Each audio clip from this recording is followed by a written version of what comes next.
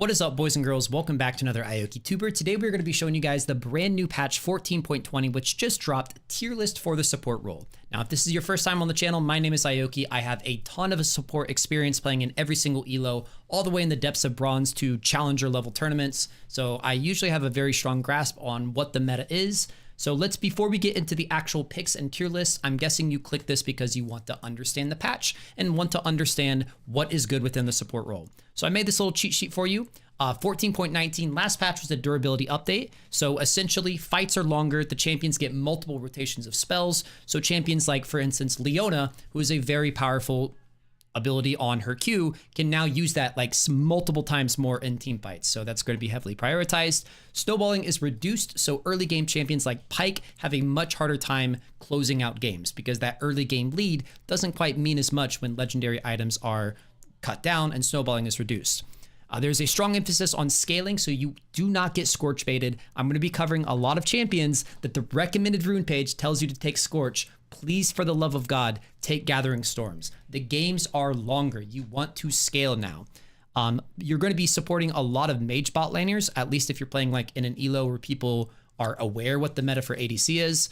And then the easy to pop champions don't get popped as easily. So things like Senna can now walk up and trade a lot more aggressively without fear of getting popped. So now that we've got a decent understanding of the patch, I'm going to be doing a very, very quick and dirty rundown on what I believe to be good, bad, and average champions. So D-tier champions in the support role, you're hurting your climb by playing these champs. I'm not going to spend too much time on them. You can probably look at these champs and be like, oh yeah, I understand why that champion isn't very good right now. C-tier, these champions are average and should only be played if you are extremely skilled with them and used as counter picks. So this is the tier that Morgana is usually in because she is like the counter pick champion. Outside of that, these champs just aren't strong. Like Ashe has never really been like super good as a support usually. Pantheon is a very bursty champion who now does less burst and gets outscaled. So champions just really shouldn't be played. I won't be covering too much more in the C tier. B tier, these champions are slightly above average. So what we're going to see as we move further up the tier list is there is a pretty good spread of different style of champions. So if you want to play tank supports, there are a couple of really good tank supports that are excelling right now. This is like slightly above average. Like you're not hurting your climb by playing these champions. Like for instance, if you want to play Nautilus and Amumu support, you absolutely can. However, there are more attractive options further up the list. And that's kind of just like the gist of this entire row here. Like Karma, there are some enchanters that are pretty decent. Karma is very middle of the road. She does have some decent itemization options, but yeah, you're probably, if you're going to want to play for Peel, you've got better options like Janna further up the list. Bard and Rakan kind of usually live in this tier and are used as like a benchmark. Like there's extenuating circumstances where Rakan is really good. Like for instance, if your ADC for some reason locks in Xayah, Rakan would be bumped up to like high A tier most likely. But yeah, these champions are slightly above middle of the road. I've already kind of discussed why Pyke is not really, enjoying this patch a whole lot. Obviously, if you cheese them level 1 with Pyke and get a huge snowball lead, that's going to like increase your odds of winning. But once you hit those like 1 to 2 item power spikes, and everyone on the map is hitting those 1 to 2 item power spikes, Pyke's snowballing ability really goes downhill. No pun intended. Shaco is surprisingly pretty good at support, honestly. But yeah, like these picks are pretty good. You can play these picks and you're not hurting your climb. But I want to spend most of the time in this video talking about the good champions. All right, let's talk a little bit about the A tier because these champions are very good on the current patch. Now, I kind of talked a little bit before about how you're kind of aiming more for long sustained damage, and LeBlanc support, I don't know how the math is working out on this. This champion is legitimately very strong in the support role. However, I don't recommend you pick her up and like play her in your placements for the first time. She is one of those champions that can be mechanically tricky, and she's performing very well within the support role, but you have to know how to play LeBlanc. So at least give her a few games in normals before taking this into ranked.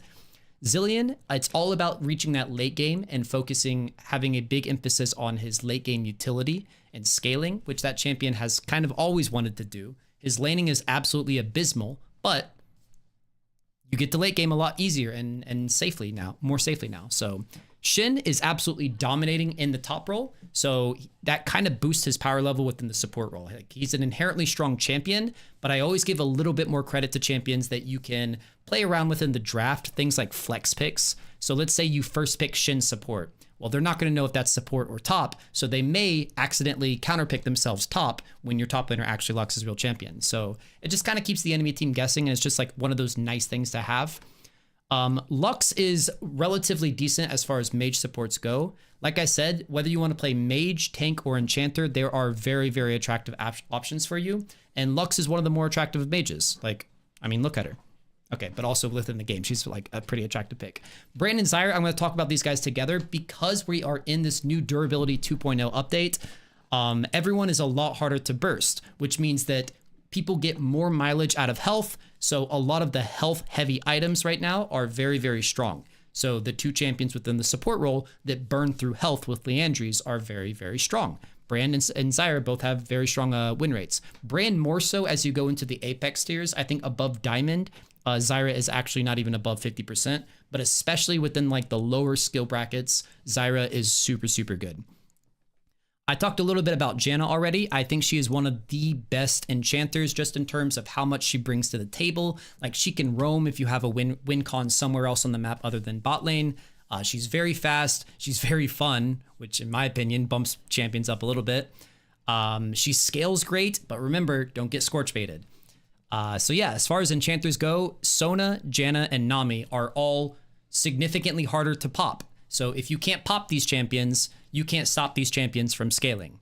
And yeah, Tahm Kench has been completely resurrected from the dead. Like, this champion hasn't been seen within the support role in several years, but he is like sitting at 52% win rate now.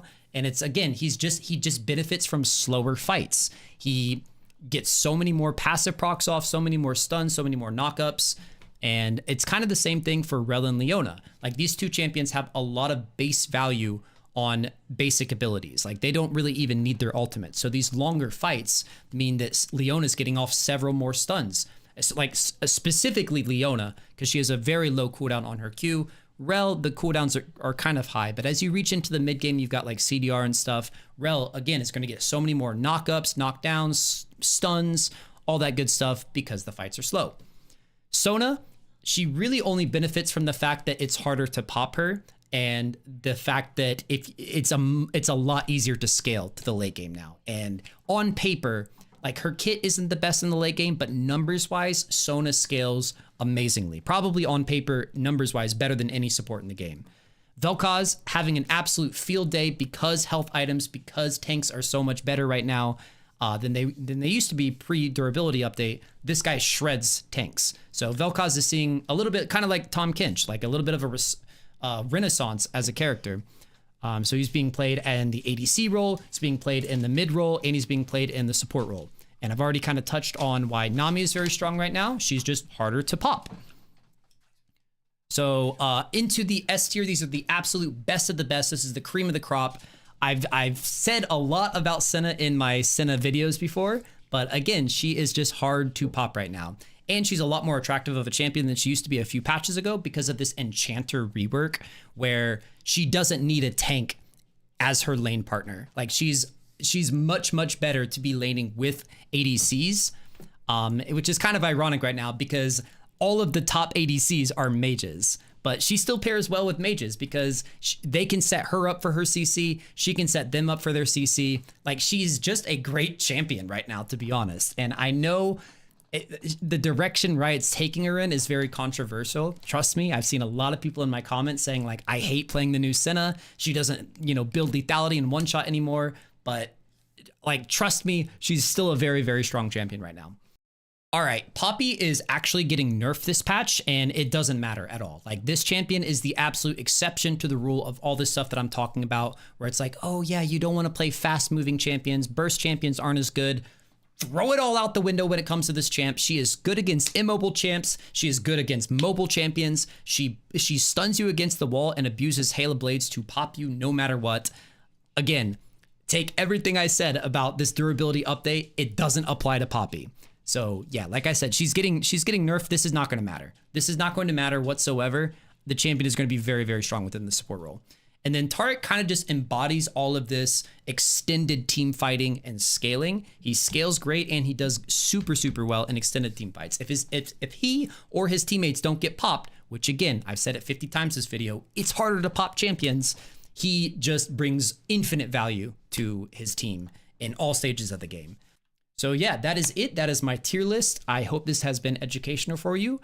Just take some champions from the A and S tier and go out and get your free LP, guys. Support is in a very, very nice place right now, and I will see you guys in the next one. Peace.